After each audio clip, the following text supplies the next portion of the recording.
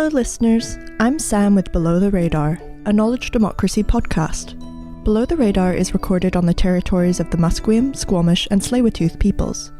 On this episode of the Below the Radar B-Sides, we're joined by Djaka Blais, the Executive Director of Hogan's Alley Society, a non-profit organisation composed of civil rights activists, business professionals, community organisations, artists, writers and academics, all committed to daylighting the presence of Black history in Vancouver and throughout BC. Enjoy the episode. Hello, welcome to Below the Radar B-Sides. Delighted that you could join us again this week. We have a special guest with us, Djaka Blais from the Hogan's Alley Society. Welcome, Djaka. Hi, thanks so much for having me. Yeah, wondering if we can begin with you introducing yourself a little bit. Sure. My name's Djaka Blais. I use she, her pronouns. I'm the Executive Director of Hogan's Alley Society. Yeah, obviously, Hogan's Alley is located right here in the part of the downtown East Side community, a long history, and much has been written about it. But for some members of our audience, they might not know a lot about it, particularly those who live outside of Metro Vancouver. Wondering if you could begin with just sharing some background, history, and context to what Hogan's Alley is and its sort of historical context and background.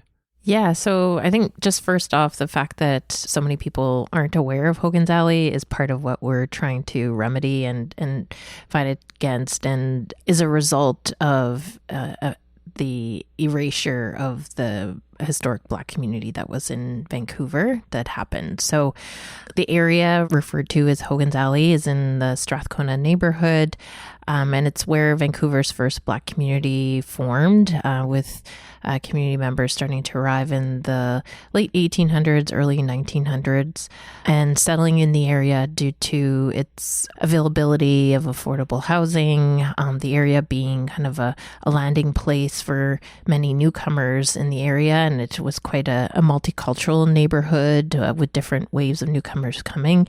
And it's where we saw kind of a growing concentration of Black community members coming to explore different opportunities for them and their families. It's also close proximity to the train terminals where sleeping car porters, many of which were Black men, after ending their shifts, there was a rooming house in Hogan's Alley that they could come and rest at, and quite a few decided to come and settle in the Hogan's Alley area. So there's Black-owned businesses such as restaurants or other kind of enterprises being set up, nightclubs as well in the area. And we have some, great arts community that developed in the area as well. And so these are all part of the legacy of Vancouver's Black community. There must be so many stories from over the years. I've seen a number of people speak about growing up in Hogan's Alley and share some of those stories on panels and workshops to give people a bit of context. And wondering if you could share some stories that in your own research or what the Society has done in terms of the context and why it matters so much to the Black community, but also the broader community as well.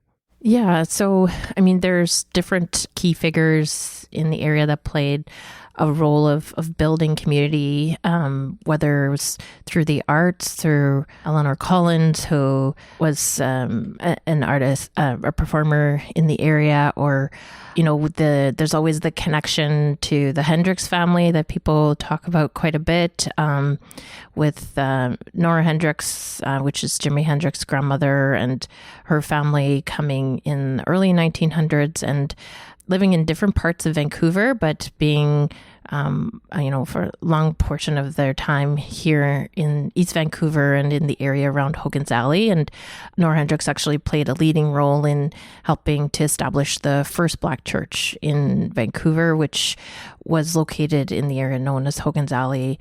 And the building is actually still standing now, but it's been decommissioned as a church and is operating as a private residence now. There was also, I talked about some of the enterprises in the area. So Southern style chicken restaurants are actually quite popular in the area. And so one of those was Vi's Chicken and Steak, which became a quite popular gathering place for community and, big name performers that were coming to perform in Vancouver would come and hang out at Vi's after their performances as well. And so, big names at the time like Ella Fitzgerald, Louis Armstrong, Lena Horne, all came through that neighborhood because of the vibrant entertainment that was happening in the area and just the ability to know that you'd be welcomed there. Mm-hmm. Now, Hogan's Alley, of course, was deeply impacted in a negative way by the urban development happening at the time, particularly the viaducts, but broader planning, but also probably the racism of its time as well. I'm wondering if you can speak to that moment where the raising of Hogan's Alley happened and the response from the community at the time, and if you could speak a little bit to that. Yeah, the impact on the community started actually, quite some time before the actual viaducts and the highways that were built through, the highway that was built through there. So, as early as 1931, the city rezoned the areas surrounding that area to industrial zoning. So that had a significant impact on property values, people's ability to leverage the equity that they had built in their homes to be able to, make improvements and continue to build some form of resources or wealth for their families. Also, they paused kind of the issuance of development permits, building permits in the area, which had like a real impact on people being able to continue to develop in the area. So there was also reduction of municipal services in the area, such as, garbage pickup or, as people started to move away in some instances, the city was leaving homes abandoned to fall into disrepair. All of that was contributing to this narrative that existed around the neighborhood of it being a blight on the city that needed to be remedied.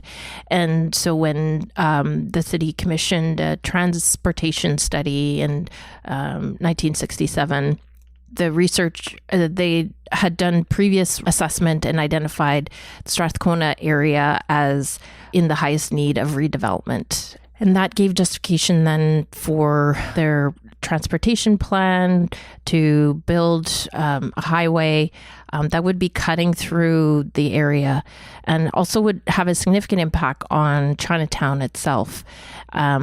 This was part of, broader urban renewal policies across North America, which often had significant impact on racialized neighborhoods as municipalities were trying to connect growing suburbs to the downtown core and in advancing kind of this car-forward culture, building highways that would cut through often Black and brown neighborhoods and displace those populations. So this plan had been put forward for 6-lane highway that would cut through the Hogan's Alley area, would had a significant impact on Chinatown as well. Vancouverites actually kind of protested against this highway cutting through the city, and those plans were stopped, but the damage was already done for the block in the Hogan's Alley area, and we saw those homes being removed and replacement housing being developed, such as McLean Park. Yeah, certainly saw that in New York, Robert Moses and all of that development in Toronto and just about, most of the urban centers. Over the years, there have been so many projects in the Black community attempting to revive Hogan's Alley as an idea or to keep that memory alive. I think of some of the work that Wade Compton has done over the year, both in terms of his writing, but also art projects. There was one with Lauren Marsden many years ago that I remember. And even now, people continuing to do documentaries. I'm wondering if you could speak a little bit to the Hogan's Alley Society and sort of, when did it start? How did it get going? What were the ideas behind it in terms of trying to intervene in these urban questions now and to reimagine what Hogan's Alley can be today? Yes. So when the city started planning for the Northeast Falls Creek plan development and engaging with community, there was, pushback from the Black community for the city to really acknowledge the existence in a meaningful way of this Black community that had existed in the area as part of the development. And initially, the conversations then, and that's where the establishment of the Hogan's Alley working group that helped inform the Northeast Falls Creek plan, specifically the cultural redress section of that plan, which speaks to cultural redress to Chinatown as well as the Black community through Hogan's Alley. Initially, the commitment was for a cultural center to be built on one of the blocks that would be freed up by the removal of the viaducts. And as community members were meeting with the city as part of these conversations, they realized that,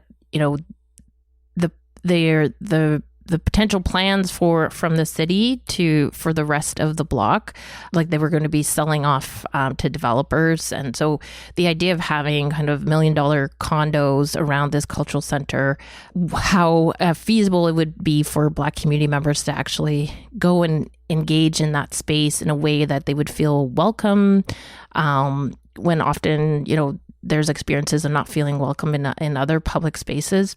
That's when the push came for, trying to get the full block as part of redress for the displacement, and for that to be held within a community land trust. So held within community ownership to prevent it from being sold to market developers into the future and prevent future displacement of community as well.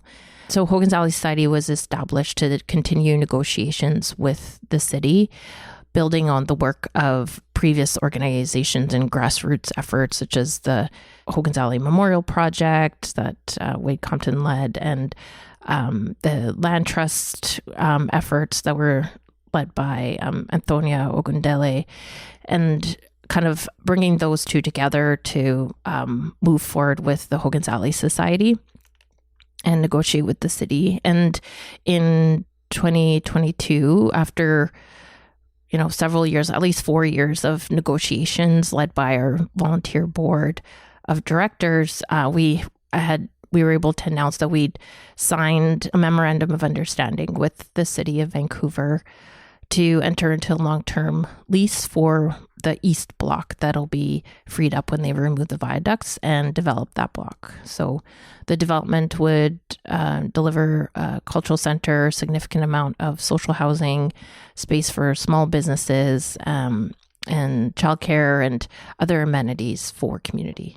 I know that the viaducts have been approved by the city to be taken down. I know they're caught up in budgeting and planning, and Northeast Falls Creek has been held with Concord Pacific for some time. We'll come to that in a bit because I know there's some work going on to kind of elevate that conversation, to push some action on that front. But in terms of the consultations and outreach that you've done with the Black community here in Vancouver, what are some of the ideas and inspirational pieces of what people would like to see happen there? You mentioned arts and culture, you mentioned small businesses. Are there other pieces or more specific things that people are looking for?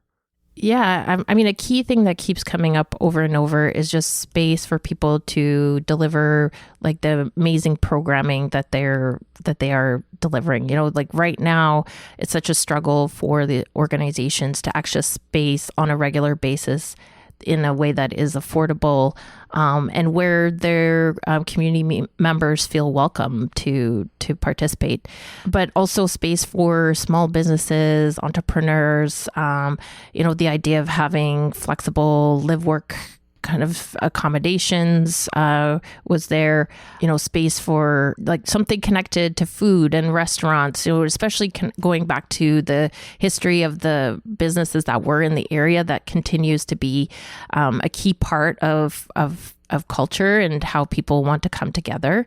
But ultimately, housing remains an area that, we're no surprise that it's coming up as a key challenge for our community. We actually conducted 2 research projects over the last few years. The first one, our Housing Solutions Lab, looked at had 2 components. The first one looking at the experience of Black renters across Metro Vancouver. What came out of that was really significant amounts of anti-Black racism that people are facing in trying to retain or secure housing, as well as challenges in finding suitable housing that meeting both their accessibility needs in some cases, needs for potentially larger or intergenerational family living situations, and being pushed further out into other municipalities just to find anything that might be suitable, and often is just to be able to fit in with someone's budget is not necessarily suitable to what they're needing. The other component of the research project looked at the impact of the financialization of housing, so looking at housing as a commodity rather than a human right, and the impact that that's having for Black populations in Metro Vancouver in particular. We're seeing kind of a growing impact of commercialized landlords purchasing low rent buildings and then redeveloping those to bring in what they call more highly desirable renters, and pushing people out of affordable housing situations. So in that having significant impact on Black populations, which came up as some of the most highly rent burdened in the area.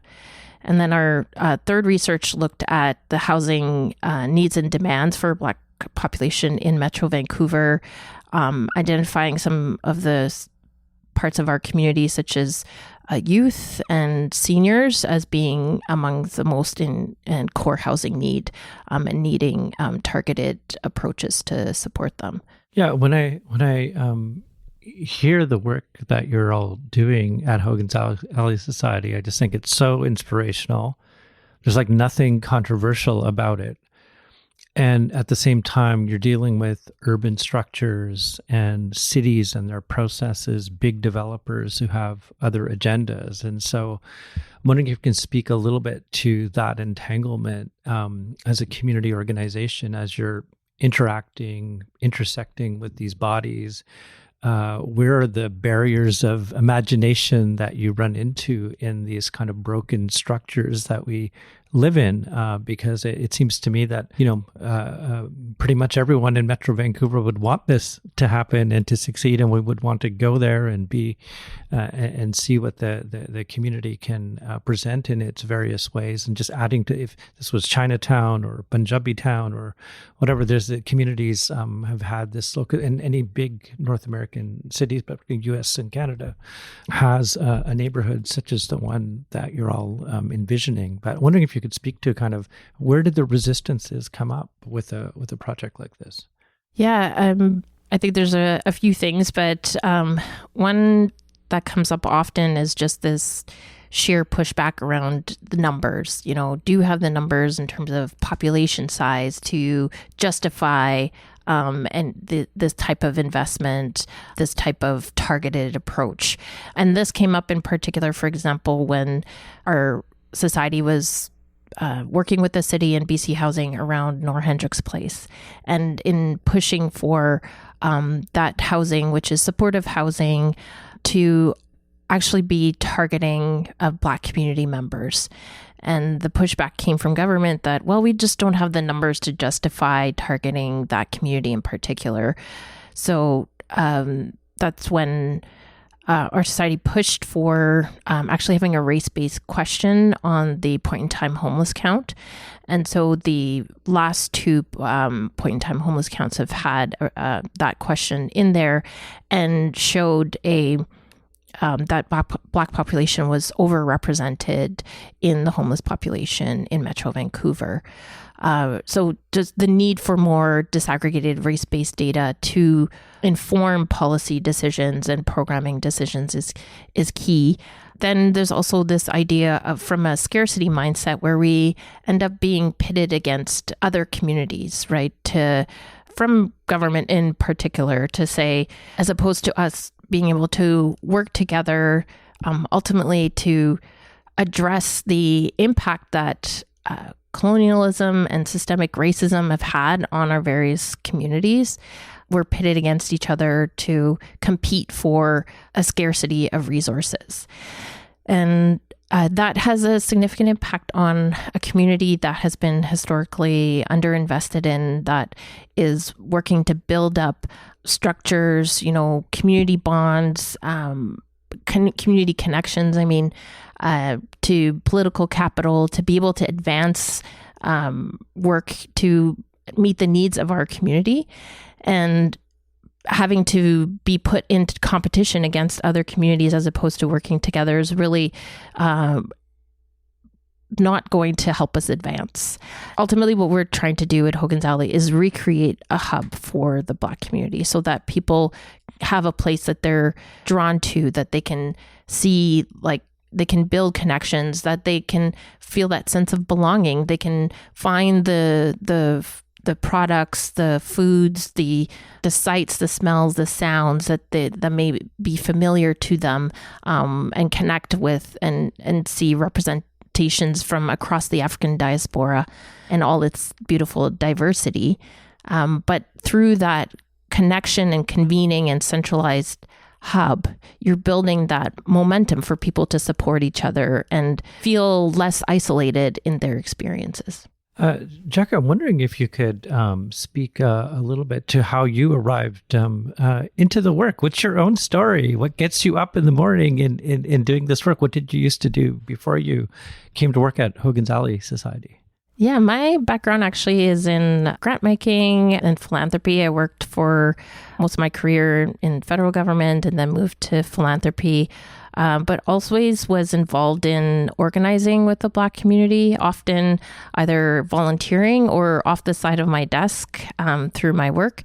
And as a funder, I was always struggling to move, resources and funds to Black-led organizations. There's so many barriers regardless of the institution or organization I worked for.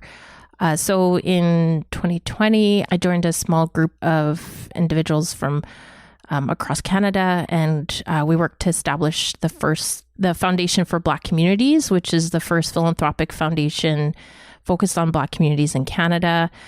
We were able to secure a $200 million endowment to help seed the endowment for the foundation. And the intention around that is really to build a philanthropic home for Black communities where resources are within the hands of communities and those decision-making is done there. That then, when I was approached around this opportunity to be the first executive director for Hogan's Alley Society, I really saw the opportunity to work on building a cultural and physical home for Black communities in Vancouver and using, my experience around there to help build that here. So actually moved with my family about 3 years ago from Calgary to come and start work with this organization. And I was really inspired by the work that had been led by primarily volunteers, a volunteer board of directors, as well as, some contractors that were helping in different aspects of the work. And so much had been accomplished, just based on their work. And so the ability to imagine like what is possible when we have staff working on it full time and that we can be dedicating our efforts to that has been really exciting. Well, we're very lucky to have you here, Djaka.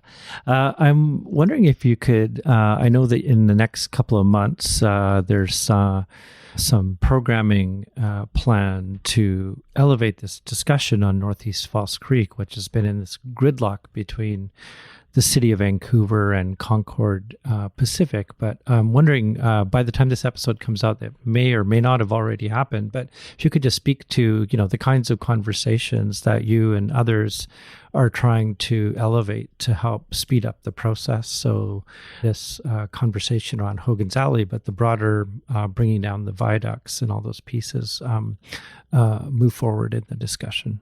Yes. So we're working with, different folks in community to organize a conversation in 2020 connected to 2026, which is the 40th anniversary of the Expo 86.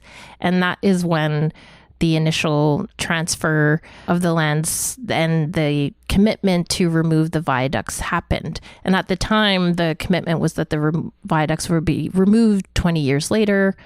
We're now 40 years out from that. And we still have, parking lot in the middle of Vancouver, in the middle of a housing crisis, with no clear plans on how that will be moving forward. The Northeast Falls Creek plan is contingent on the viaducts being removed. And within that plan, there's so many community amenities, as well as significant amount of housing, including affordable housing, that will be delivered. And conditions have changed since when the initial plan was approved. And so that's where, some of the holdup is coming from. But the conversation we're seeking to have is encouraging the city and the province and the main developer in the project, Concord Pacific, to see this really as an opportunity to be contributing to city building, to be advancing much needed housing and other amenities by moving forward and committing to the removal of the viaducts, which, like you said, has already been approved by City Council, but we just need that commitment for it to actually to happen. And in particular for Hogan's Alley Society, it's really key in terms of, the viaducts need to be removed for us to be able to move forward with the development of the one block and to deliver a significant amount of housing on that block as well. Djaka, is there anything you'd like to add? So while we're awaiting for that project to move forward, as part of our community land trust, we are moving forward with our first development, which is actually just across the street from that block. And it would be a 12-story mixed-use residential development that would provide independent, affordable housing for community members, as well as community space for, small businesses, as well as community gathering. And the building itself has been designed both to meet the housing needs of communities, taking into account, different family sizes, accessibility needs, but also from visual perspective, we used Afrocentric design principles to inform the design of the building, and so that it is a space that community feels proud of and really feels that sense of connection and belonging. Djaka, thank you so much for joining us on Below the Radar. Thank you so much for having me. Below the Radar is a knowledge democracy podcast originally created by SFU's Vancity Office of Community Engagement. The Below the Radar B-sides are supported by Vancity Credit Union. Thanks for listening to this episode with Djaka Blais. Find out more about Hogan's Alley's ongoing projects in the show notes. Thanks for tuning in.